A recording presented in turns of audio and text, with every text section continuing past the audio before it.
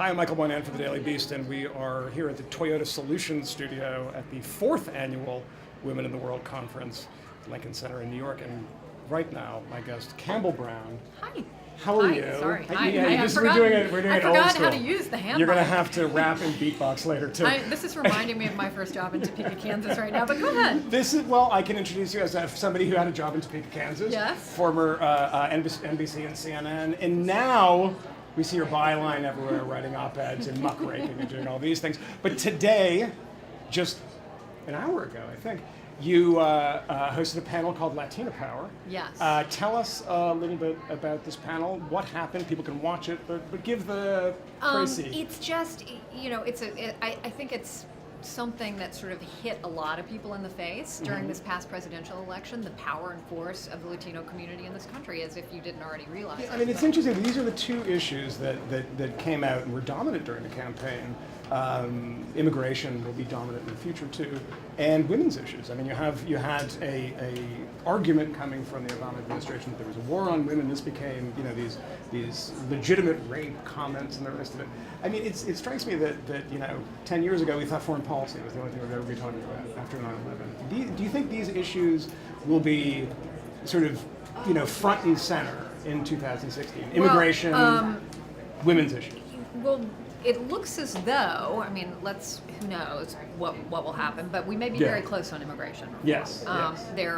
Both sides have been able to come together on this, and hasn't been happening much lately in Washington, so we'll see what happens there. I hope we are not talking about legitimate rape in the next campaign. Yeah. I mean, that was a level of ignorance that I think was incredibly frustrating for most Americans to hear that kind of talk. And so I assume, I'm going to give everyone the benefit of the doubt that the lesson has been learned. That's very generous of you. You've been out of politics too. They never learn, Campbell. You understand this. So I hope we move on, because what I felt was lacking in the last campaign, because I covered the 3 campaigns prior to that. And this was the first time I sort of got to be an observer.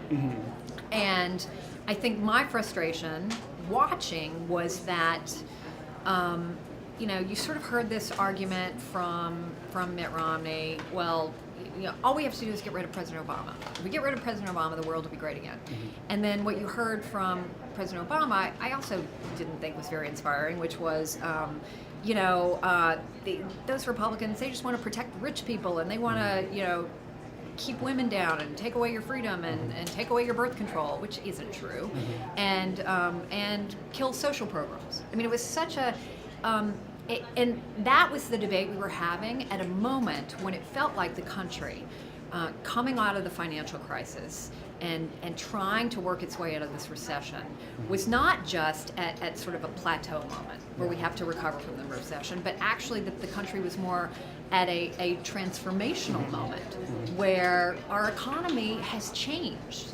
What happened in the financial crisis was a much bigger deal than a blip, and neither of these two people, in my view, were speaking to that and giving us a vision, a real vision of leadership for how we go forward.